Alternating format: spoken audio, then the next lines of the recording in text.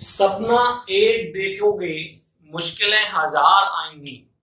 सपना एक देखोगे मुश्किलें हजार आएंगी, लेकिन वो मंजर भी बहुत खूबसूरत होगा जब आपकी कामयाबी शोर मचाएंगी।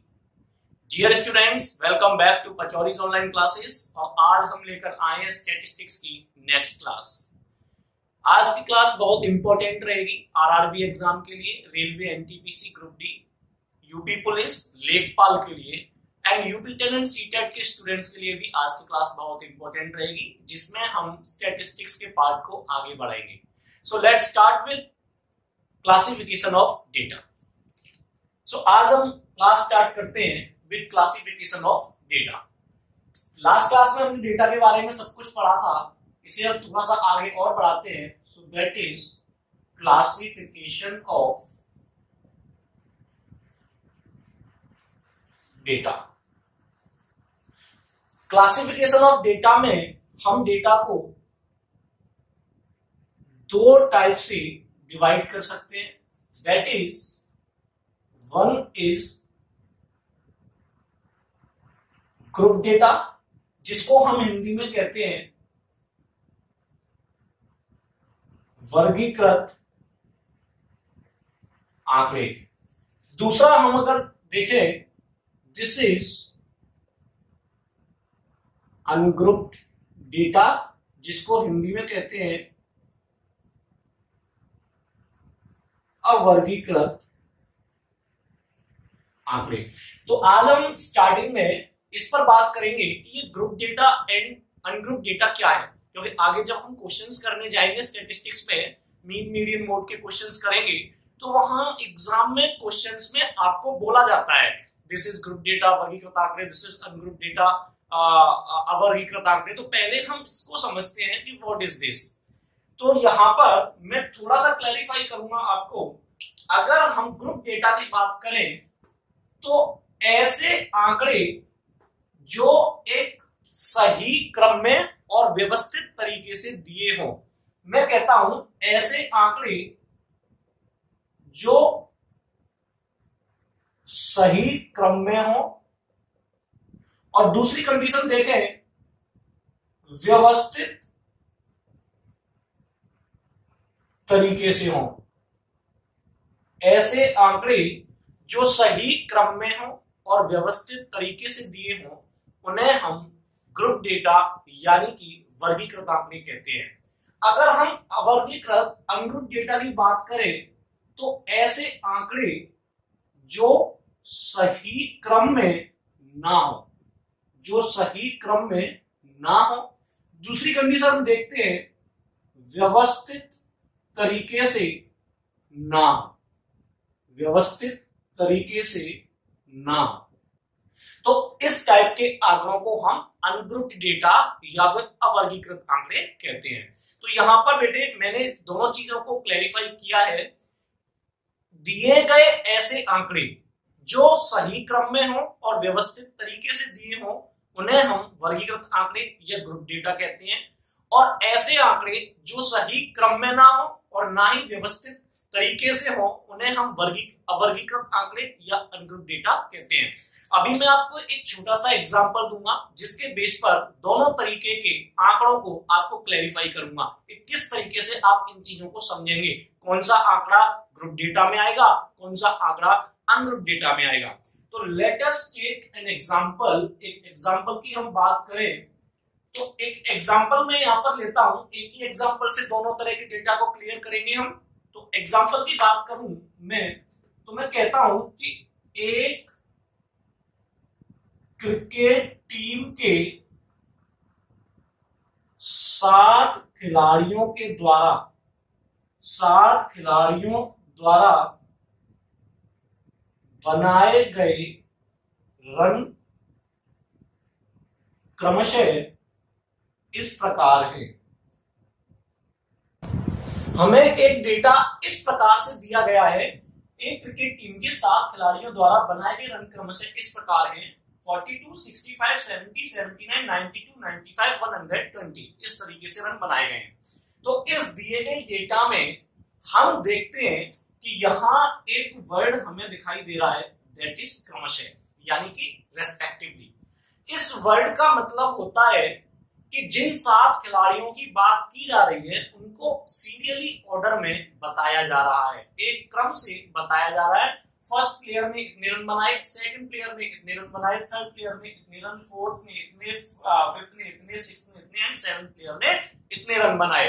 तो यहां से इस वर्ड से हमें पता चलता है कि हमें जो डेटा दिया गया है एक सही क्रम में हमारे सामने प्रस्तुत किया गया है। अभी हम इस डेटा को देखते हैं तो एक नोटिस हम ये पाते हैं कि जो भी रनों का स्कोर दिया गया है वो हमें बढ़ते हुए क्रम में दिया गया है, यानी 7 खिलाड़ियों के रन हमें बढ़ते हुए क्रम में यहां पर दिए जा रहे हैं। 42, 65, 70, 79, 92, 95 एंड 120। तो यहां से हमें पता चला कि जो भी डेटा हमें दिया गया है वो डेटा एक व्यवस्थित तरीके से हमारे सामने प्रस्तुत किया गया है, एक सही क्रम में और व्यवस्थित तरीके से प्रस्तुत किया गया है। तब हम कहते हैं कि यह ग्रुप डेटा है, ये एक वर्गीकृत आंकड़ा प्रस्तुत करता है। इसी बात को अगर हम अनग्रुप डेटा में शो करना चाहें कि अनग्रुप डेटा को हम कैसे पहचानेंगे, तो इसी बात को मैं यहां कहता हूं कि एक क्रिकेट टीम के 7 खिलाड़ियों द्वारा, इसी बात को अगर मैं यहां कहता हूं एक क्रिकेट टीम के 7 खिलाड़ियों द्वारा बनाए गए रन इस प्रकार है। हमें ये डेटा दिया जा रहा है, हमसे कह रहा है 95, 92, 120, 79, 40, 65, 70। 7 खिलाड़ियों का स्कोर हमारे सामने दिया जा रहा है, लेकिन जब हम इस डेटा को पढ़ते हैं, जब हम यहां देखते हैं कि ना तो हमारे पास डेटा किसी एक सही क्रम में दिया गया है, ना ही ये किसी ऑर्डर में है, ना ही किसी व्यवस्थित तरीके से प्रस्तुत किया गया है, रैंडमली स्कोर हमारे सामने प्रस्तुत किया गया है। ना तो ये बढ़ते हुए क्रम में है, ना घटते हुए क्रम में है। कहने का मतलब इसका कोई भी व्यवस्थित तरीका यहाँ पर प्रस्तुत नहीं होता है। जब इस तरीके से हमारे सामने कोई डेटा या आंकड़े प्रस्तुत किए जाएंगे तब हम कहेंगे कि दिया गया डेटा या दिए गए आंकड़े अनग्रुप्ड डेटा है या फिर अवर्गीकृत आंकड़े हैं। तो यहां से आपने क्लियर समझा होगा कि group data and ungroup data, वर्गीकृत आंकड़े और अवर्गीकृत आंकड़े कैसे हम पहचानेंगे और कैसे हमें पता चलेगा। या फिर किसी क्वेश्चन में अगर कहा जा रहा है ग्रुप डेटा, वर्गीकृत आंकड़े, अनग्रुप डेटा, अवर्गीकृत आंकड़े, तो आप समझ पाएंगे कि ये हमें डेटा जो प्रस्तुत किया जा रहा है वो किस तरीके से डेटा प्रस्तुत किया जा रहा है। ओके बेटे, तो अच्छे से इस चीज को समझ के चलेंगे। एक बार इसे देखिए और जिसको नोट करना है वो नोट कर सकता है। टेक योर टाइम प्लीज, इसे समझें, फिर हम आगे की कहानी को समझने और सवाल सीखने का सिलसिला जारी करते हैं। Okay, take your time please.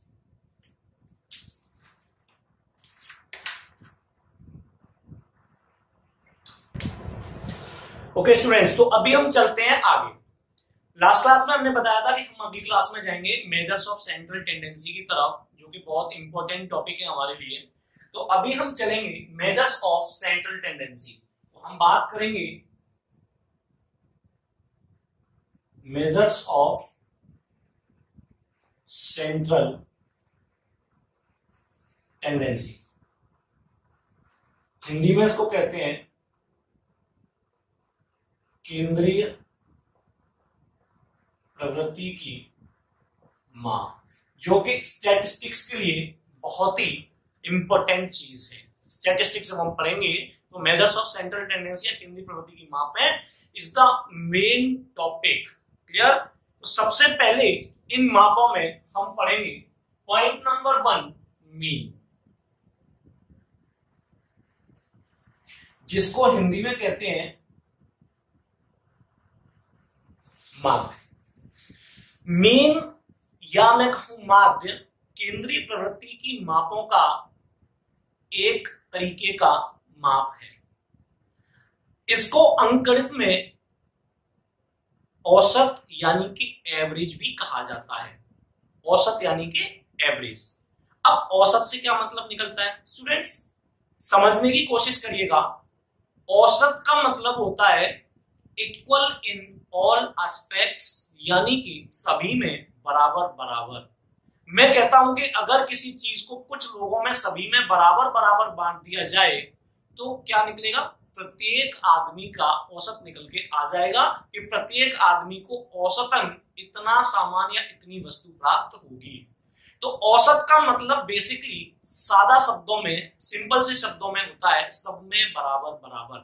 अब मैं आपसे कहूं कि कोई चीज काफी लोगों में, बहुत सारे लोगों में बराबर बराबर डिस्ट्रीब्यूट करनी है तो कैसे बांटा जाएगा, पहले हम सारी वस्तुओं को एक जगह इकट्ठा करेंगे, फिर हम देखेंगे कितने लोगों में बांटी जानी है, उतने लोगों की संख्या से हम डिवाइड कर देंगे तो हमें मिलेगा कि एक आदमी के हिस्से में कितनी वस्तु आएगी, और उसी को हम कहते हैं कि औसतन यानी एवरेज एक व्यक्ति को ये वस्तु प्राप्त होगी।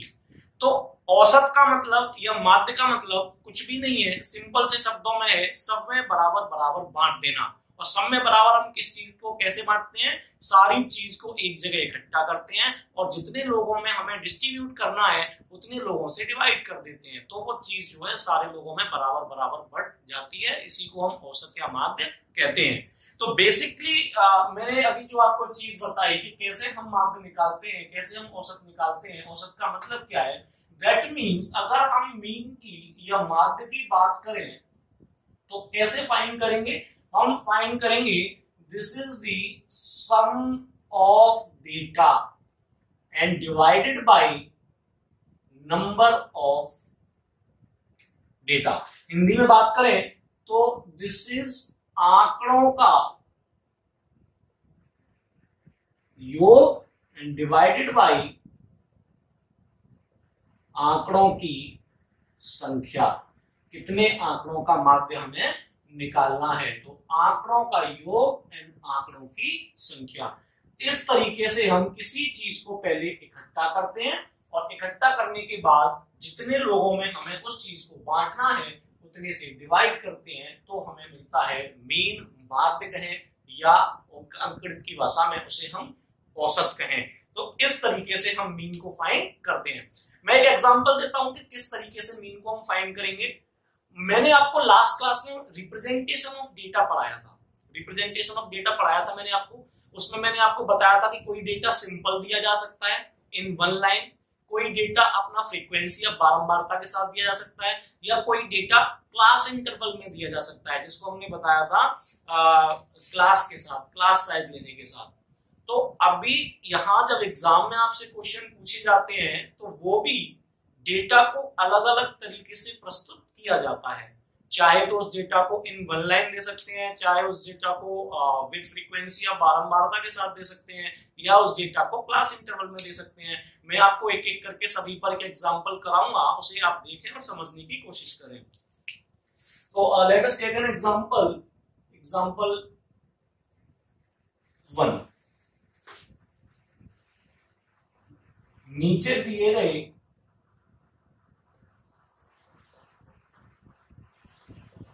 आंकड़ों का माध्य क्या होगा। हमें कुछ आंकड़े दिए गए जिसमें 14, 15, 17, 19, 16 एंड 24।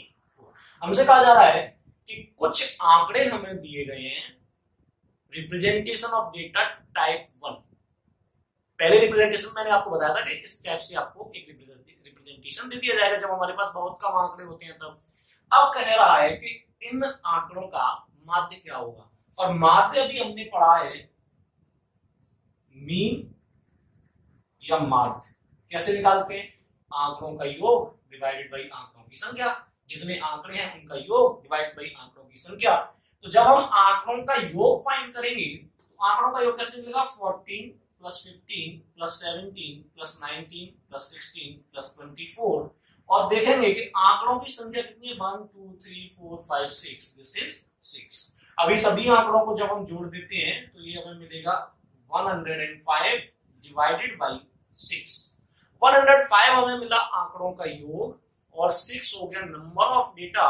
डिवाइड करेंगे तो हमें मिलेगा 7, that is the mean of. Okay students, अभी हम देखते हैं representation of data type number 2 से क्वेश्चन कैसे पूछा जाता है।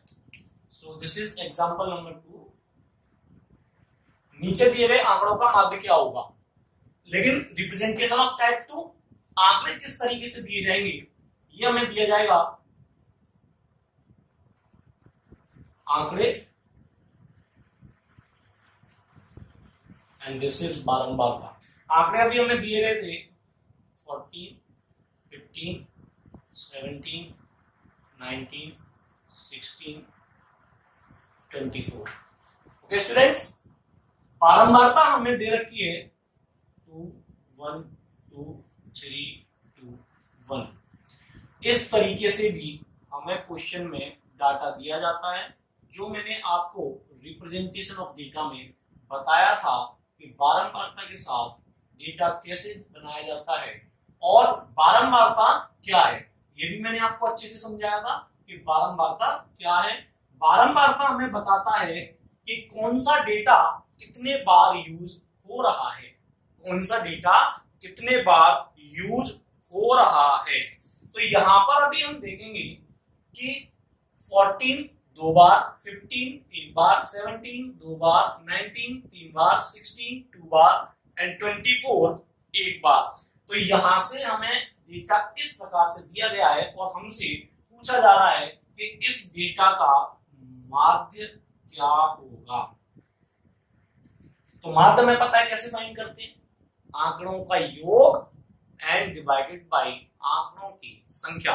दो चीजें हमें चाहिए, आंकड़ों का योग चाहिए और आंकड़ों की संख्या चाहिए। तो अभी हम देखेंगे कि इस टाइप के क्वेश्चन को हम किस तरीके से टैकल करेंगे। जैसा कि मैंने आपको रिप्रेजेंटेशन ऑफ डेटा में बताया था उस तरीके से हम इस क्वेश्चन को करते हैं। तो हम लिखेंगे आंकड़े एंड बारंबारता। आंकड़ों में हमने देखा 14, 15, 17, 19, 16 एंड 24। ओके, बारंबारता की अगर हम बात करते हैं 2, 1, 2, 3, 2, 1। अब हमें निकालना है आंकड़ों का योग और आंकड़ों की संख्या। हम अगर बारंबारता को ऐड करते हैं 2 1 3 2 5 3 8 2 10 और 1 11, तो हमने देखा कि टोटल जो आंकड़े हमारे पास अवेलेबल हैं वो उनकी संख्या 11 है। अब हमें जरूरत है आंकड़ों के योग की। तो जब हम आंकड़ों का योग निकालेंगे तो आंकड़ों के योग के लिए हम क्या करेंगे, 14 2 टाइम्स है तो ये कितना देगा, दिस इज 28। 15 1 टाइम है कितना होगा, 15। 17 2 टाइम है दैट इज 34। 19 3 टाइम है दैट इज 57। 16 2 टाइम है दैट इज 32। 24 1 टाइम है दैट इज 24। अगर हम सबको ऐड कर देते हैं देन वी गेट 190 यानी कि 190 हमें प्राप्त होता है 190। अभी हमें दोनों चीजें यहां पर प्राप्त हैं, आंकड़ों का योग 190 एंड आंकड़ों की संख्या इस 11।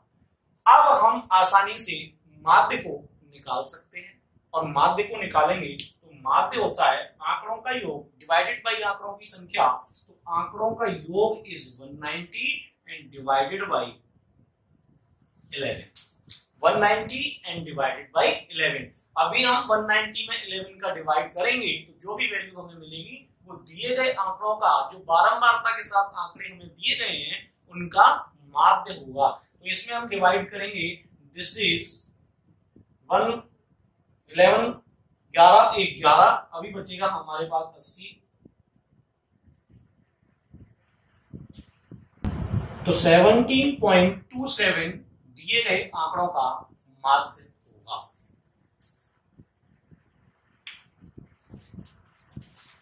आई थिंक स्टूडेंट एकदम से आपको समझ आया होगा, एकदम से चीज क्लियर हुई होगी। तो एक बार इसे समझने की कोशिश करें, टेक योर टाइम प्लीज। फिर हम आगे चलते हैं एक नए टाइप के साथ। ओके स्टूडेंट्स, तो अभी हम चलते हैं नेक्स्ट टाइप ऑफ डेटा पे कि और क्वेश्चन किस टाइप से डेटा को देकर पूछा जा सकता है। तो लास्ट क्लास में मैंने रिप्रेजेंटेशन ऑफ डेटा में आपको बताया था क्लास इंटरवल में डेटा को कैसे रिप्रेजेंट किया जाता है। तो यहाँ पर हमें क्लास इंटरवल में डेटा दिया हुआ है 20 to 25, 25 to 27, 30 to 32, 36 to 38, 40 to 42 and 43 to 45। अब यहाँ पर हमें कुछ बारंबारता दी हुई है। कहने का मतलब वो बारंबारता क्या हमें शो करेगी कि 20 to 25 तक डाटा कितने अवेलेबल है, 25 to 27 डेटा कितने अवेलेबल है, 30 to 32 कितने डेटा अवेलेबल है। तो यहाँ पर एक बारंबारता शो होगी। वो बारंबारता मैं यहाँ आपको एक बार लिख देता हूं, दिस इज 5, 3, 9, 1, 2 and 4। कहने का मतलब है कि 20 to 25 फास्ट डेटा है हमारे पास, 25 to 27 3 डेटा है हमारे पास, 30 to 32 9 डेटा है हमारे पास एंड 36 to 38 एक डेटा है हमारे पास, 40 to 42 हमारे पास 2 डेटा है, 43 to 45 हमारे पास 4 डेटा दिए हुए हैं। तो अभी हम बात करें, सॉरी इसको आप 22 कर लीजिए, सारे क्लास का जो इंटरवल है वो सेम होगा, दिस इज 22, सारे क्लास का इंटरवल सेम होगा। तो 20 to 22 इतने डेटा होंगे, क्लास इंटरवल के हिसाब से हमें बारंबारता दी हुई है। अभी हमें मीन फाइंड करना है, जिसको हम हिंदी में कहते हैं माध्य, और वो हमें पता है कैसे फाइंड करते हैं। हम फाइंड करते हैं आंकड़ों का योग डिवाइडेड बाय आंकड़ों की संख्या। तो अभी यहाँ पर आंकड़ों का योग निकालने के लिए अभी हमने दूसरे एग्जाम्पल में यानी लास्ट एग्जाम्पल में देखा था कि हमने देखा कि एक डेटा दिया हुआ है, उसकी बारंबारता ये है, तो बारंबारता में मल्टीप्लाई करके हमें उसका सम पता चल गया था और टोटल सम हमें जोड़ के मिल गया था। लेकिन क्लास इंटरवल में हम डेटा क्या लेंगे, इस क्लास इंटरवल में हम डेटा 22 लेंगे या हम डेटा 20 लेंगे, इसके बारे में अभी कुछ भी क्लियर नहीं है। तो जब भी हमें किसी क्वेश्चन में डेटा क्लास इंटरवल में दिया जाता है तो आंकड़ों के योग के लिए हमें एक नए टर्म की आवश्यकता होती है जिसको हम कहते हैं मिड पॉइंट, हिंदी में कहते हैं इसको मध्य बिंदु। अब मिड पॉइंट के अकॉर्डिंग हम इस डेटा को आगे सॉल्व करेंगे, मिड पॉइंट लेंगे क्लास इंटरवल का। ये मिड पॉइंट हम फाइंड कैसे करते हैं, जैसे 20 + 22 एंड इनका आधा, दिस इज 42/2 और हमें मिड पॉइंट मिलेगा दैट इज 21। एक तरीका तो ये है मिड पॉइंट को फाइंड करने का। या फिर हम ये भी कह सकते हैं कि क्लास इंटरवल में मैंने आपको लास्ट क्लास में बताया था ये lower class limit and this is upper class limit, दोनों के बीच में 2 का अंतर है, दोनों के बीच में 2 का अंतर है। इन दोनों के बीच के अंतर को 2 बराबर हिस्सों में ब्रेक कर दीजिए। 2 बराबर हिस्सों में ब्रेक करेंगे तो कितना डिफरेंस आएगा, 1 का डिफरेंस आएगा। दैट मीन्स 1 से डिफरेंस इधर और 1 से डिफरेंस इधर, तब भी हम मिड पॉइंट फाइंड कर सकते हैं, दैट इज 21। तो 2 तरीके हैं मिड पॉइंट फाइंड करने के, या तो आप क्लास इंटरवल में जो भी दोनों लिमिट्स के बीच में डिफरेंस है उसको 2 बराबर भागों में तोड़ के मिड पॉइंट निकाल लीजिए, या फिर मैं कहता हूं कि दोनों को जोड़कर उनका आधा कर दीजिए। 2 तरीके से आप मिड पॉइंट फाइंड कर सकते हैं। तो हम यहाँ देखते हैं कि पहली क्लास का मिड पॉइंट 21, दूसरी का 26, तीसरी का हम देखते हैं दैट इज 31, इसका हम देखते हैं दैट इज 37, इसका हम देखते हैं दैट इज 41 एंड इसका हम देखते हैं दैट इज 44। अभी हमें मध्य बिंदु मिल गया है, अब हमें चाहिए आंकड़ों का योग। तो आंकड़ों का योग जब फाइंड करेंगे तो हमने देखा कि 5 बारंबारता के लिए मिड पॉइंट 21, 3 के लिए 26, 9 के लिए 31, 1 के लिए 37, 2 के लिए 41 एंड 4 के लिए 44। अब ये क्वेश्चन बिल्कुल पहले जैसा बनके तैयार हो गया, जहां हमें एक डेटा पता हुआ होता था और उनकी बारंबारता पता हुआ होती थी।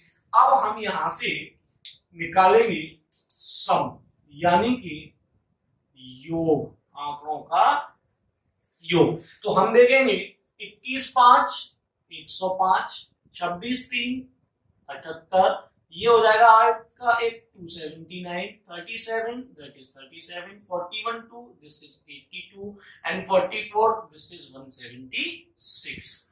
अब हमें माध्य को निकालने के लिए दो चीजों की रिक्वायरमेंट होती है, आंकड़ों का योग और आंकड़ों की संख्या।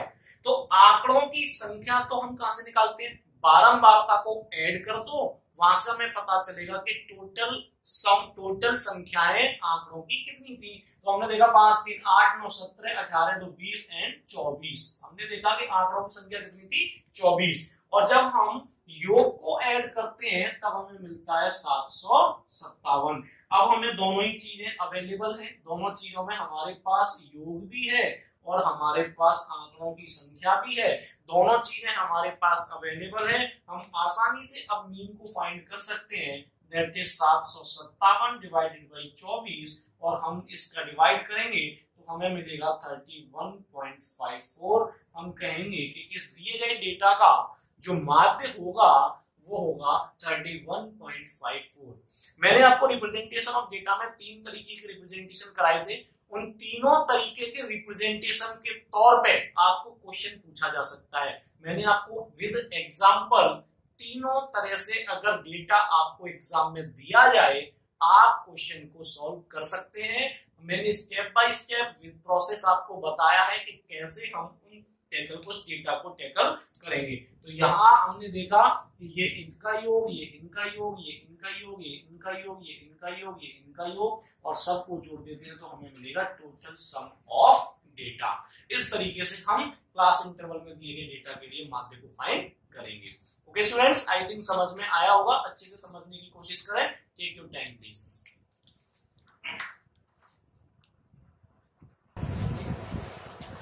ओके स्टूडेंट्स, तो अभी आपको डेटा किसी भी तरीके से दिया जाए आपको मीन बिल्कुल क्लियर होगा कि मीन हमें कैसे फाइंड करना है। अभी हम चलते हैं दूसरी केंद्रीय प्रवृत्ति की माप की ओर, जिसे हम कहते हैं मीडियन। हिंदी में इसको कहते हैं माध्यिका, या फिर आपको कई बार मध्यांक लिखा हुआ भी मिल सकता है। बहुत ही आसान माप है, बहुत ही आसान क्वेश्चन इस पे बनता है। क्वेश्चन में आपको एग्जांपल के साथ बताऊंगा, इसमें आंकड़ों के योग करने की बिल्कुल भी जरूरत नहीं है, बहुत ही आसान माप है। जैसे मैं आपको एग्जांपल के तौर पे बताता हूं, हमें कोई डेटा दिया हुआ है, दिस इज 14 15 17 19 16 24 एंड 28। हमें कुछ भी नहीं करना, ना ही हमें इसमें आंकड़ों का योग करना है, ना ही हमें कोई डिवाइड करना है। सबसे पहला स्टेप हमें करना है कि दिए गए आंकड़ों को या तो आरोही क्रम, जिसको हम कहते हैं असेंडिंग ऑर्डर, या अवरोही क्रम, जिसको हम कहते हैं डिसेंडिंग ऑर्डर, या तो बढ़ते हुए क्रम में लिखें या फिर घटते हुए क्रम में लिखें। एक बार हमें कंप्लीट डेटा को दोनों में से किसी भी ऑर्डर में लिख लेना है। तो अभी हम जब इसको आरोही क्रम में लिखेंगे, दैट इज 14 15 16 17 19 24 एंड 28। आरोही क्रम में लिखने के बाद जो भी इन आंकड़ों का सेंटर वैल्यू होगा, एकदम मध्य बिंदु पर होगा, वही इन दिए गए आंकड़ों की माध्यिका यानी कि मध्यांक और मीडियन होगी। तो हमने यहाँ पर देखा कि मध्यांक जब हम बांटेंगे तो ये 3 वैल्यू इधर एंड 3 वैल्यू इधर, तो मध्य में जो वैल्यू हमें मिलेगी वो हमें मिलेगी 17। तब हम कहेंगे कि इस दिए गए डाटा की, इन दिए गए आंकड़ों की मीडियन यानी कि माध्यिका जो होगी वो क्या होगी बेटा, 17। ये इन दिए गए आंकड़ों की माध्यिका होगी। हमने क्या किया, पहले दिए गए डेटा को आरोही या अवरोही क्रम में लिखा, फिर हमने देख लिया कि जो भी मिड पॉइंट पे वैल्यू है वही उन दिए गए आंकड़ों की माध्यिका होगी। अभी अगर रेंज की बात करें तो रेंज मैंने बताया था क्या होता है, मैक्सिमम माइनस मिनिमम।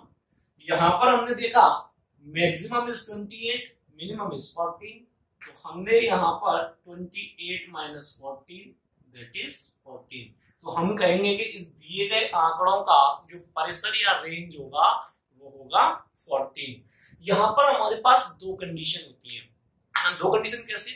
या तो आंकड़ों की संख्या सम इवन होगी या आंकड़ों की संख्या विषम और ऑड होगी। दोनों ही जगह पर हमें अच्छे से ध्यानपूर्वक मध्यांक को देखना होता है। जैसे यहाँ पर मैं देखता हूं आंकड़ों की संख्या 1 2 3 4 5 6 7, यानी कि मैंने यहाँ पर जब देखा तो यहाँ पर आंकड़ों की संख्या जो थी, आंकड़ों की संख्या जो यहाँ पे थी वो विषम थी, यानी कि ऑड। जब आंकड़ों की संख्याएं विषम या ऑड होती हैं तो हमें सेंटर वैल्यू आसानी से उसी आंकड़ों में मिलती है। लेकिन अगर मैं इसी डाटा को ऐसे लिखता हूं 14, 15, 17, 19, 16 एंड 24, अभी मैंने इनको आरोही क्रम में लिखा तो दिस इज 14, 15, 16, 17, 19 एंड 24। यहाँ पर मैंने आंकड़ों की संख्या देखा 1 2 3 4 5 6। यहाँ पर मैं देखता हूं कि आंकड़ों की संख्या जो है वो सम है, यानी कि इवन है। सम है यानी कि इवन है। अभी मैं यहाँ अगर मिड पॉइंट छांटने की कोशिश करता हूं तो मैंने देखा कि ये वैल्यू इधर एंड ये वैल्यू इधर और बीच में मुझे आंकड़ों में कोई भी मिड वैल्यू नहीं मिली। अगर मैं मिड में देखता हूं तो मुझे दो वैल्यू प्राप्त होती है। तो मध्यिका जब मैं इनकी निकालूंगा, जब आंकड़ों की संख्या इवन होगी तो उनकी माध्यिका निकालने के लिए बीच में जो दो आंकड़े मुझे मिलेंगे उनके मिड पॉइंट को फाइंड करना होगा। उनके मिड पॉइंट को फाइंड कैसे करेंगे हम? 16 plus 17 divided by 2 that is 33 divided by 2 this is 16.5। तो इस केस में हम माध्यिका बीच में हमें जो दो आंकड़े मिलेंगे उसके मध्य बिंदु को निकालना होगा। और मध्य बिंदु कैसे निकालेंगे? दोनों को जोड़ के उनका आधा या उनका एवरेज हम फाइंड करेंगे दैट इज 16.5। या इस मध्य बिंदु को निकालने का एक तरीका ये भी लगा सकते हैं कि दोनों के बीच में एक का डिफरेंस है, इस डिफरेंस को दो बराबर हिस्सों में तोड़ दीजिए दैट इज 0.5 एंड 0.5। तो मिड पॉइंट 0.5 इधर से आगे आएगा और इधर से पीछे आएगा दैट इज हम कह सकते हैं 16.5। तो हमें ध्यानपूर्वक इस चीज को समझना है कि आंकड़ों की संख्या जब विषम होगी तो हमें मिड पॉइंट डायरेक्टली आंकड़ों में मिल जाता है, और जब आंकड़ों की संख्या सम होगी तो हमें मिड पॉइंट यानी कि माध्यिका उन आंकड़ों में उपस्थित नहीं मिलेगी। हमें बीच के दो मिड पॉइंट की सहायता से उस माध्यिका को फाइंड करना होगा। एक बार अगर हम इस डाटा में रेंज की बात करें, इस डाटा का रेंज या परिसर क्या होगा, तो अगेन मैक्सिमम माइनस मिनिमम हम जानते हैं। यहाँ पर हम देखते हैं maximum is 24 and minimum is 14 that is 24 minus 14 this is the 10। तो यहाँ पर हम देखते हैं कि इन आंकड़ों की रेंज या परिसर की बात करें तो वो निकल के आएगा जी 10। तो यहाँ से हमने देखा कि रिप्रेजेंटेशन ऑफ डेटा टाइप 1 तरीके से अगर हमें डेटा दिया हुआ है तो कैसे हम उसकी माध्यिका फाइंड करेंगे, आंकड़ों की संख्या विषम हो तो कैसे फाइंड करेंगे, आंकड़ों की संख्या सम हो तो हम उसे कैसे फाइंड करेंगे। कोई आंकड़ों के सम की जरूरत नहीं है, योग की जरूरत नहीं है, हम यहाँ पर सीधा उन्हें आरोही या अवरोही क्रम में लिखेंगे और मिड पॉइंट को फाइंड करेंगे। तो आई थिंक आपको अच्छे से समझ में आया होगा, एक बार इसे समझने की कोशिश करें। फिर हम रिप्रेजेंटेशन ऑफ डेटा टाइप 2 पर क्वेश्चन देखते हैं कि टाइप 2 पर माध्यिका का क्वेश्चन कैसे पूछा जाता है। तो take your time please.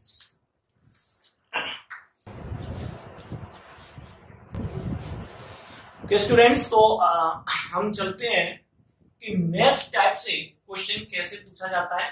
Next example, अगर हमें डेटा बारंबारता के साथ दिया हो तब हमें माध्यिका कैसे फाइंड करनी होगी। इससे पहले हमने देखा था रिप्रेजेंटेशन ऑफ डेटा टाइप 1 पर सीधा हमें डेटा दिया हुआ है और हमसे पूछा जा रहा है कि इस डेटा की माध्यिका क्या होगी। अभी हम बात कर रहे हैं रिप्रेजेंटेशन ऑफ डेटा टाइप 2 पर, जिसमें डेटा हमें बारंबारता के साथ दिया हुआ है और हमसे माध्यिका पूछी जा रही है। तो इसमें हम माध्यिका कैसे फाइंड करेंगे। तो बेसिकली इससे पिछले एग्जांपल में मैंने आपको बताया था कि इसमें सम करने की कोई जरूरत नहीं होती है, हमें सभी आंकड़ों में मिड वैल्यू छांटनी होती है, मिड वैल्यू का पता करना होता है। पहले उसको आरोही या अवरोही क्रम में लिखें, फिर हम देखें कि मिड वैल्यू कौन सी है, वही उन आंकड़ों की माध्यिका होगी। तो यहाँ पर हमने देखा कि आंकड़े सभी आरोही क्रम में लिखे हुए हैं, असेंडिंग ऑर्डर में लिखे हुए हैं, तो इन्हें आरोही या अवरोही में लिखने की जरूरत नहीं है। हम देखते हैं कि टोटल आंकड़ों की संख्या कितनी है, तभी हम बता पाएंगे कि मिड में कितना आएगा, मिड में कौन सा आएगा। तो हमने यहां से देखा 4 2 6 2 8 3 11 12 3 15 और 4 19। तो यहां से हमने देखा कि टोटल आंकड़ों की संख्या जो है वो 19 है। अब इन 19 आंकड़ों में कैसे, हमने यहां से बारंबारता को पढ़ना हम सीख चुके हैं। 3 2 बार है, 5 4 बार है, 6 2 बार है, 7 3 बार है, 8 1 बार है, 10 3 बार है, 8 बार है, 4 बार है। ऐसे करके हमें टोटल 19 डेटा प्रोवाइडेड है क्वेश्चन में। ओके, अभी हमें देखना है कि माध्यिका क्या होगी। इन 19 डेटा को आरोही क्रम में लिखने के बाद जो भी मिड में होगा वही हमारी माध्यिका होगी।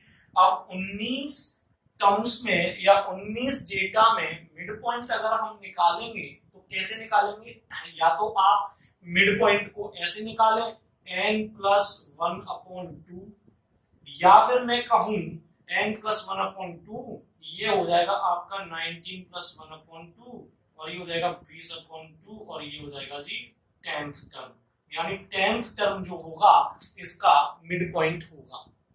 या फिर मैं कहूं बेसिकली बिल्कुल सिंपल तरीके से कि जब मैं 19 टर्म्स का मिड पॉइंट निकालूंगा तो 9 टर्म्स इधर आएंगे एंड 9 टर्म्स इधर आएंगे। Got it? कितने हो गए 80, और एक टर्म जो 19वां है वो बीच में आएगा 9th टर्म के बाद, जिसको हम क्या कहेंगे, this is the 10th term. तो जो भी 10वें नंबर का टर्म या आंकड़ा होगा वही इन आंकड़ों की माध्यिका होगी। हमने यहां से निकाला कि 19 आंकड़ों में मिड वैल्यू कौन सी होगी। मिड वैल्यू हम कैसे निकालेंगे, या तो हम n+1/2 करके निकालें 10 टर्म, या फिर जब हमारे पास आंकड़ों की संख्या विषम है तो हमने 9 टर्म इधर लिए 9 टर्म इधर लिए और मिड में रह जाएगा एक 10th टर्म, वही हमारा मिड वैल्यू या माध्यिका आंकड़ा होगा और वही इन दिए गए आंकड़ों की माध्यिका होगी। अगर यहाँ पर सपोज कि अगर यहाँ पर आंकड़ों की संख्या सम होती, अगर यहाँ पर आंकड़ों की संख्या सम होती, तब मैंने आपको लास्ट एग्जांपल में बताया था कि बीच में जो भी 2 पॉइंट्स आते उनके मिड पॉइंट को हम माध्यिका के रूप में निकालेंगे। और कैसे निकालेंगे, दोनों मिड वैल्यूज को जोड़कर उनका आधा कर देंगे तो हमें आंकड़ों की माध्यिका प्राप्त होगी। So let's go to the question. हमने यहां से देखा कि 10वां टर्म जो होगा इस आंकड़ों की माध्यिका होगी। तो अभी हम यहां से देखेंगे कि 10वां टर्म कौन सा होगा। 2 टर्म, 2 4 6, 6 2 8। अभी हमने देखा कि ये जो 3 है अभी हमने यहां से देखा कि 8 के बाद जो यहां से ये 3 है, 9th टर्म भी यही होगा, 10th टर्म भी यही होगा एंड 11th टर्म भी सॉरी यही होगा।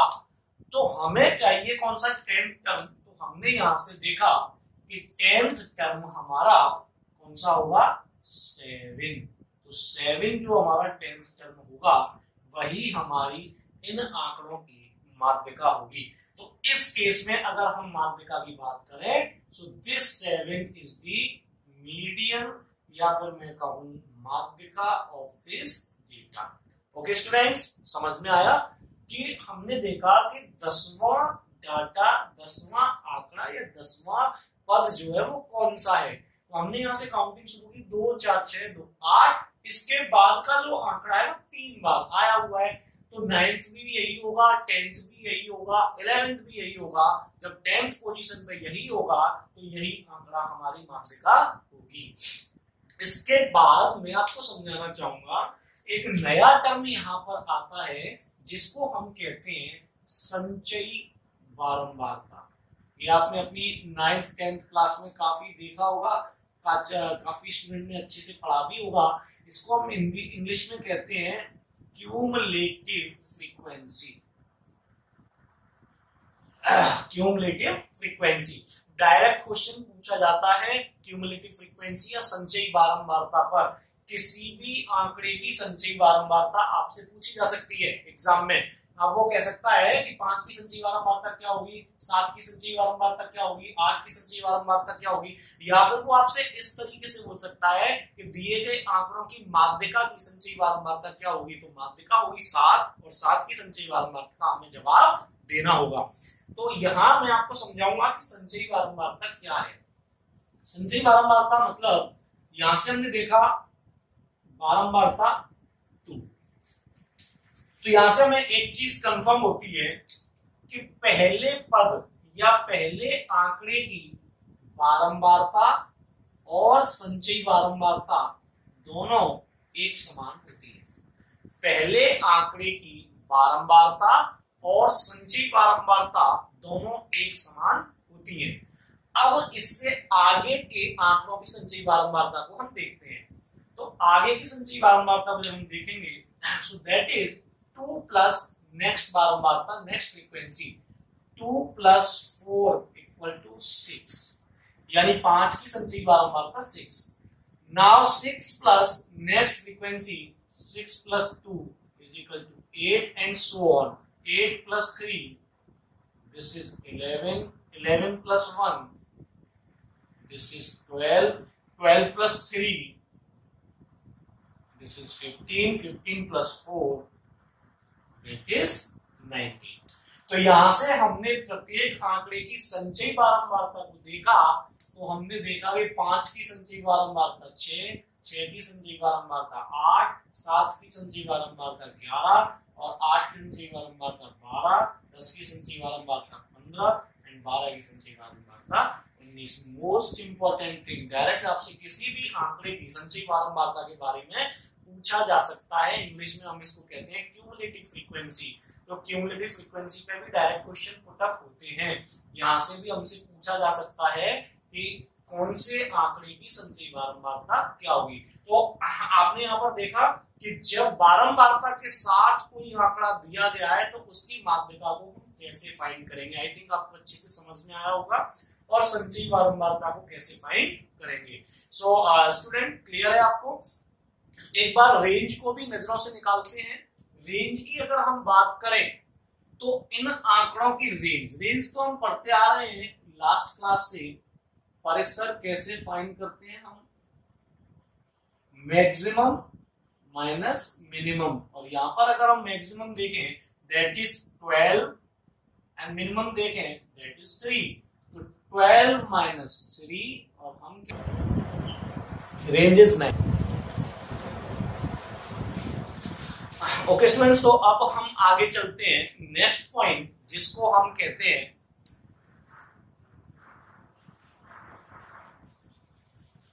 मोड, हिंदी में कहते हैं बहुलक। इसको हम कहते हैं मोड एंड हिंदी में कहते हैं बहुलक। तो बहुलक दिए गए आंकड़ों में ऐसा आंकड़ा जिसकी पुनरावृत्ति सबसे ज्यादा होती है, या फिर हम कहें जिसकी बारंबारता सबसे ज्यादा होती है, या बिल्कुल सिंपल शब्दों में हम कहें ऐसा आंकड़ा जो सबसे ज्यादा बार आता है, उसी को हम उन आंकड़ों का मोड यानी कि बहुलक कहते हैं। एक बार मैं थोड़ा सा पॉइंट यहां लिख देता हूं। ऐसा आंकड़ा जिसकी पुनरावृत्ति सबसे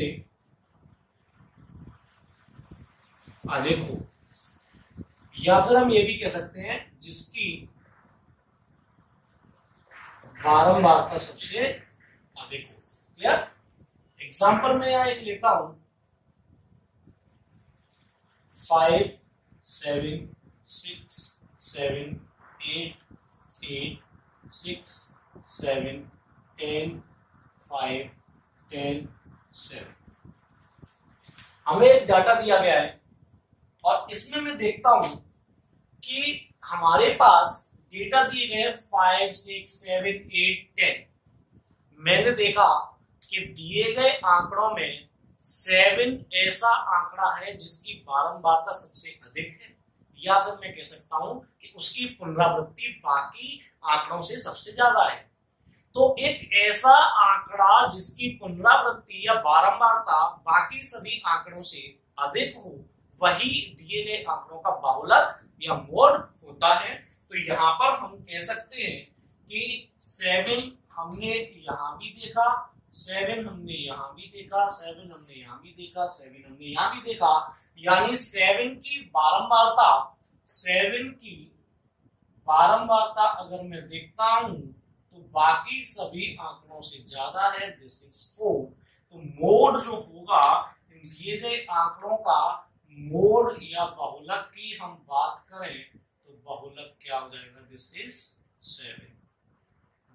वेरी सिंपल, बस हमें सीधा डेटा में ये देखना है कि सबसे ज्यादा पुनरावृत्ति, सबसे ज्यादा बारंबारता या सबसे अधिक बार कौन सा आंकड़ा आया है, वही उस दिए गए आंकड़े का मोड यानी कि बहुलक होगा। अभी मैं इसको बिल्कुल आसान सी चीज है, अच्छी से समझ में आया होगा। अभी मैं आपको बताता हूं बहुत से इंपॉर्टेंट चीज। हमने 3 चीजें पढ़ी, मीन पढ़ा, मीडियन पढ़ा एंड मोड पढ़ा। तीनों चीजों को अच्छे से समझा। अलग अलग टाइप से अगर डेटा को रिप्रेजेंट किया जाए तो हमने समझा कि किस तरीके से हम मीन फाइंड करेंगे, किस तरीके से हम मीडियन फाइंड करेंगे, एंड मोड भी आपने समझा कि जिसकी बारंबारता या पुनरावृत्ति सबसे अधिक होगी वही हमारा दिए गए आंकड़ों का बहुलक या मोड होगा। तो अभी मैं आपको बताने जा रहा हूं मीन, मीडियन एंड मोड में रिलेशन, तीनों में संबंध क्या है। तो आगे चलते हैं, डायरेक्ट क्वेश्चन पुटअप होते हैं इस पर। तो आगे हम चलते हैं तीनों के बीच में रिलेशन क्या है और किस तरीके से उन पर क्वेश्चन पुटअप होते हैं। ओके स्टूडेंट्स, तो आगे चलते हैं, हम देखते हैं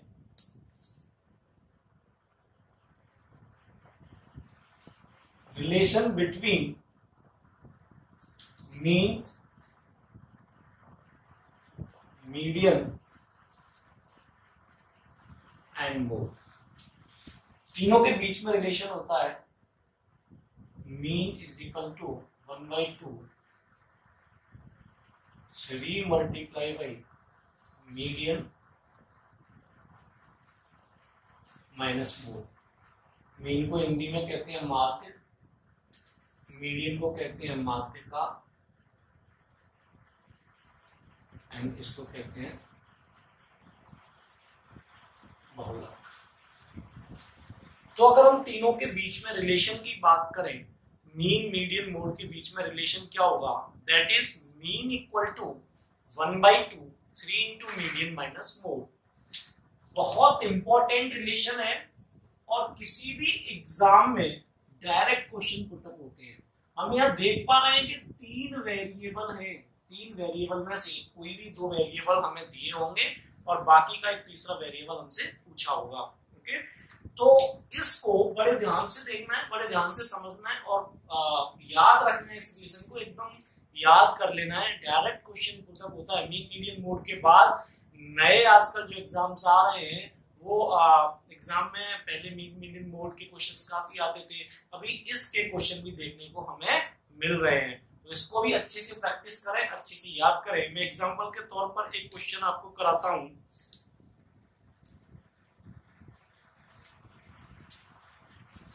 मैं एग्जांपल के तौर पर आपको क्वेश्चन करा देता हूं। क्वेश्चन नंबर 1,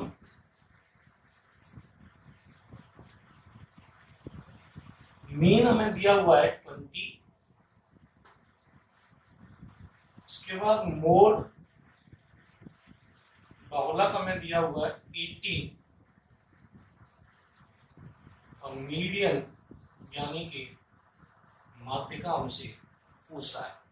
हमें मीन एंड मोड दिया हुआ है और हमसे माध्यिका के बारे में, मीडियन के बारे में पूछा जा रहा है। तो अभी हमने देखा है कि रिलेशन क्या है, मीन यानी 20 equal to 1/2 3 into median minus mode. तो 2 इधर आएगा एंड 18 इधर आके ऐड हो जाएगा। तो हम लिखेंगे 3 into median is equal to 40 plus 18 that is 58। और जब हम मीडियन फाइंड करेंगे तो मीडियन की वैल्यू 58/3 और हम कहेंगे दिस इज 19.3।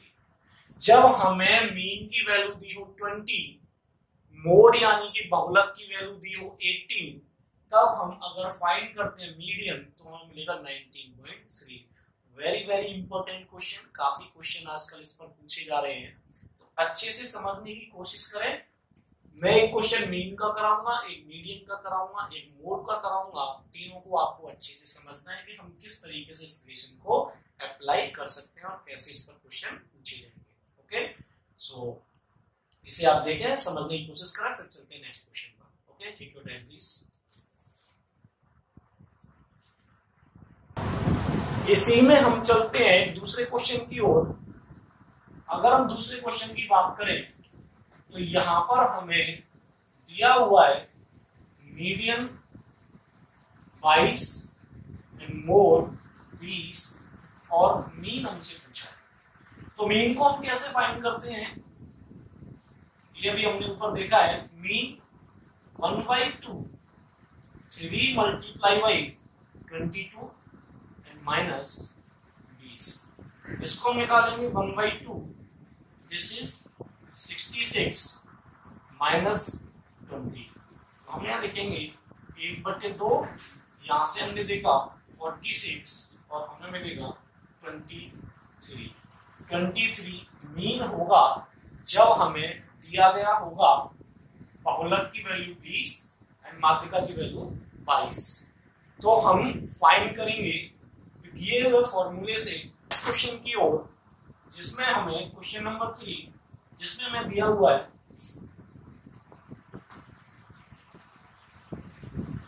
मीन की वैल्यू 11, मीडियन की वैल्यू 13 और मोड हमसे पूछा है। तो हमने देखा कि mean that is 11 equal to 1/2 3 into 13 minus mode. ये इधर आएगा 22, मोड इधर आएगा और 22 इधर चला जाएगा। तो हम लिखेंगे 22 इक्वल टू 39 माइनस मोड, और जब मोड की वैल्यू फाइंड करेंगे दैट इज 39 माइनस 22 और हमें मिलेगा दिस इज 9 into 7 is 7। तब हम कहेंगे कि यदि हमारे पास मीन दिया हुआ है 11, मीडियन दिया हुआ है 13, तो मोड की वैल्यू होगी 70। Okay, that's it. मैंने आपको एक क्वेश्चन मीन का कराया, एक मीडियन का कराया, एक मोड का कराया, जो इस दिए गए रिलेशन से हम फाइंड करते हैं। बहुत ही इंपॉर्टेंट क्वेश्चन है, इसको आप अच्छे से समझने की कोशिश करें। डायरेक्ट फॉर्मूला पुटअप क्वेश्चन है, तो इसे आप अच्छे से समझें और आगे बढ़ें। एक बार आप इसे देखें, फिर हम चलते हैं अपने नेक्स्ट पॉइंट की ओर। Okay, take your time please. Okay students, तो अभी हम चलते हैं अपने नेक्स्ट पॉइंट की ओर। दिस इज पॉइंट नंबर 4 और उसको हम कहते हैं स्टैंडर्ड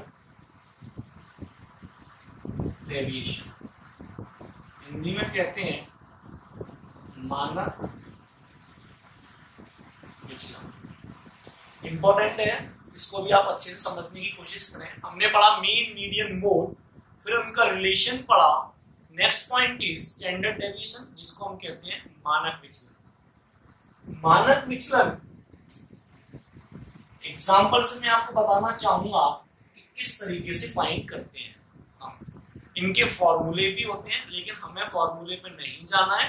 थोड़े से टिपिकल होते हैं जो शायद हम एग्जाम में जब हम बैठे तो हमारे दिमाग से निकल जाए, तो उससे हमारा लॉस होगा। तो मैं आपको बिल्कुल सिंपली मेथड से बताऊंगा, किसी भी फॉर्मूले पे जाने की जरूरत नहीं है। मैं आपको बेसिकली स्टेप बाय स्टेप कैसे हम स्टैंडर्ड डेविएशन को फाइंड करेंगे किसी डेटा को दिए हुए वो हम यहाँ पर स्टेप बाय स्टेप समझने की कोशिश करेंगे। तो हमें एक डेटा दिया हुआ है जिसको हम यहाँ लिखेंगे और देखेंगे कि उसके स्टैंडर्ड डेविएशन को वन बाय वन स्टेप कैसे फाइंड करना है, या एग्जाम में क्वेश्चन आता है तो हम उसे कैसे फाइंड करेंगे। तो हमारे पास एक डेटा दिया हुआ है, हमें इसके स्टैंडर्ड डेविएशन को निकालना है। तो स्टैंडर्ड डेविएशन निकालने के लिए हमें सबसे पहले रिक्वायरमेंट होती है माध्य की। माध्य हम निकालना सीख चुके हैं, सबसे पहले हमने केंद्रीय प्रवृत्ति की मापों में मीन के बारे में पढ़ा था। तो माध्य जब हम निकालेंगे तो माध्य जिसको हम कहते हैं मीन, हमने सीखा था कैसे फाइंड करते हैं, आंकड़ों का योग डिवाइडेड बाई आंकड़ों की संख्या। जब हम इन आंकड़ों का योग निकालेंगे तो आंकड़ों का योग हमने निकाला 10, 12, 22, 9, 31, 7, 38, 5, 43, 43 और 11, 54, 2, 56, 4, 60 और 3, 63। अभी हम देखते हैं आंकड़ों की संख्या 1, 2, 3, 4, 5, 6, 7, 8 एंड 9। तो हमें यहाँ पर माध्य की वैल्यू मिलती है 7। This is the first step. जब हम स्टैंडर्ड डेविएशन या मानक विचलन फाइंड करते हैं तो सबसे पहला स्टेप है उसके माध्य को फाइंड करना। अभी हम देखेंगे कि प्रत्येक डेटा जो है इस माध्य से कितना विचलित है। विचलित मींस कितना डेविएट है, कुछ ज्यादा है या कुछ कम है।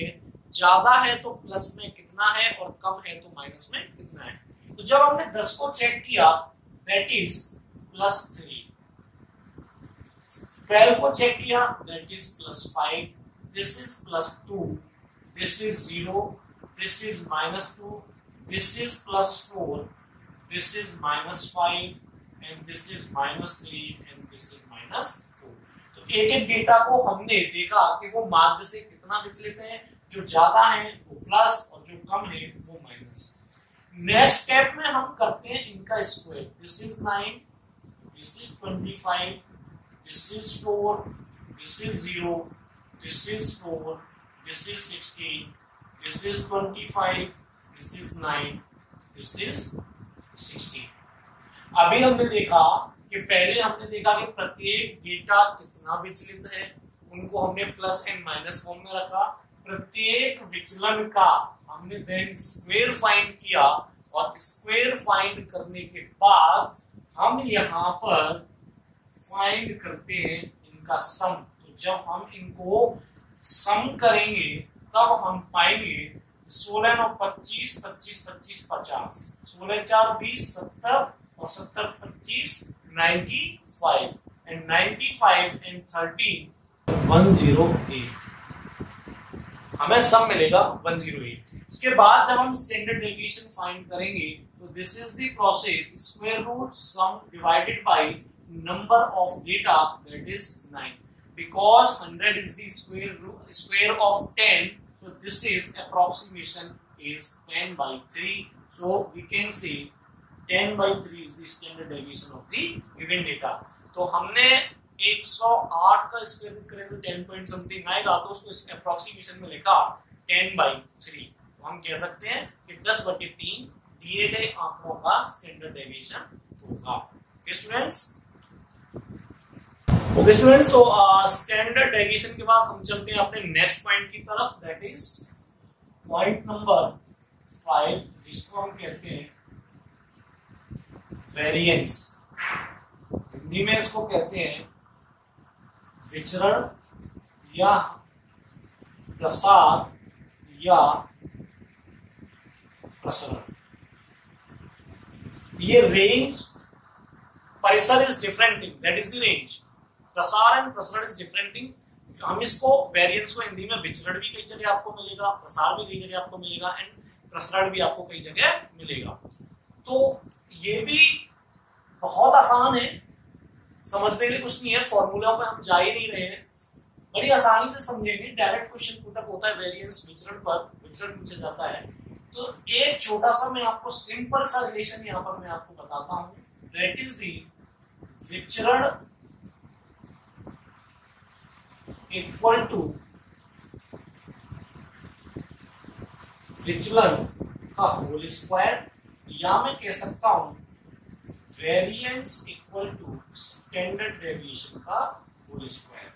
सो डायरेक्ट क्वेश्चन पुटअप होता है इस रिलेशन पर, और इसी रिलेशन से हम वेरिएंस विचरण या प्रसर प्रसरण को फाइंड करते हैं।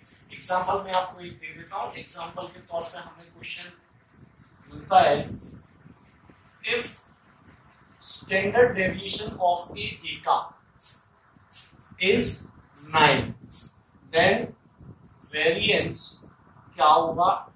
Variance equal to standard deviation का whole square 9 square that is 81। तो हम कहेंगे कि वेरिएंस होगा 81।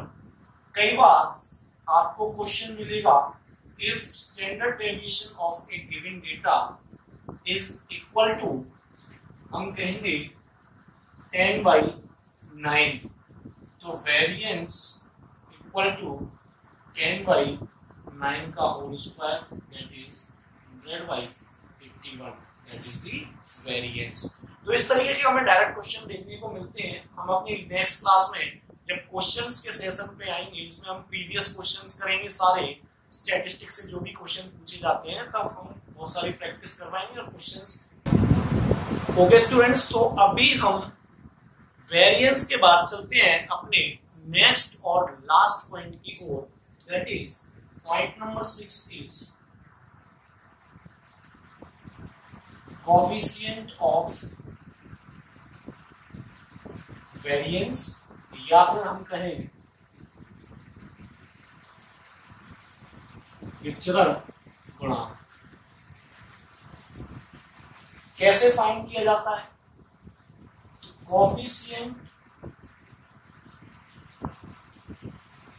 Of variance equal to standard deviation divided by mean multiply by 100, या फिर हम कहें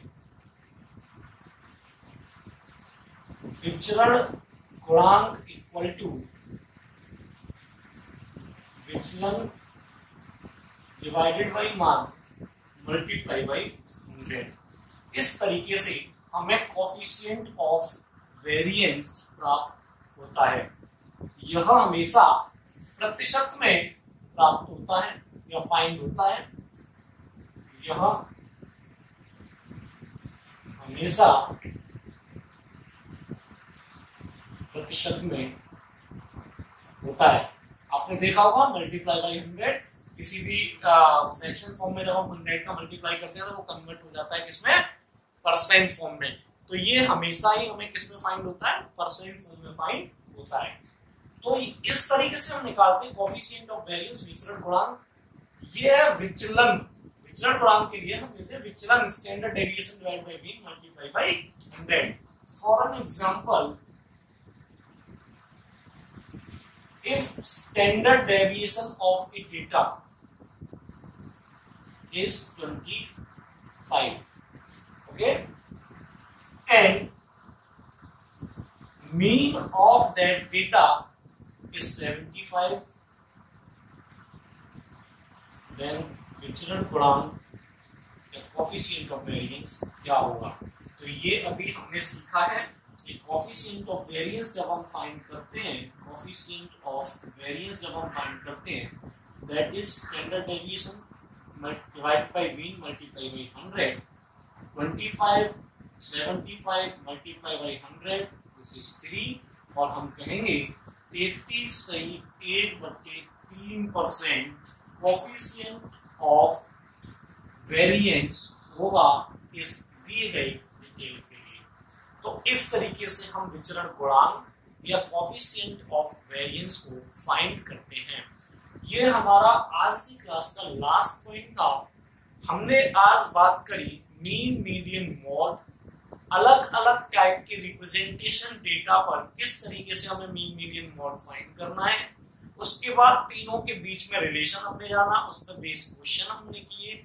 उसके बाद हमने स्टैंडर्ड डेविएशन, उसके बाद हमने वेरिएंस को जाना, उसके बाद कोएफिशिएंट ऑफ वेरिएंस को जाना। तो आज की क्लास में हमने बहुत ही स्टैटिस्टिक्स के पॉइंट ऑफ व्यू से बहुत ही इंपॉर्टेंट चीजों को समझने की कोशिश की है। आई थिंक स्टूडेंट्स आपको अच्छे से समझ में आया होगा। अगर कुछ डाउट्स है तो आप वीडियो को बार बार रिवाइंड करके देखें, आपको अच्छे से और बेहतर तरीके से समझ में आएगा। और इसके बाद आपको कुछ भी पढ़ने की जरूरत नहीं है, कुछ भी नहीं होगा, इसके अलावा कुछ भी नहीं आएगा एग्जाम में, और कोई भी क्वेश्चन आपका गलत नहीं होगा अगर आपने इस वीडियो को अच्छे से पढ़ा है और इस पर थोड़ी सी मेहनत की है। तो इसके बाद हम स्टैटिस्टिक्स की एक लास्ट क्लास, नेक्स्ट क्लास लेके आएंगे, जिसमें हम इस सभी जितना भी हमने पढ़ाया है इस पर जितने भी प्रीवियस क्वेश्चंस पूछे गए हैं उन क्वेश्चंस को हम क्लास में करवाएंगे।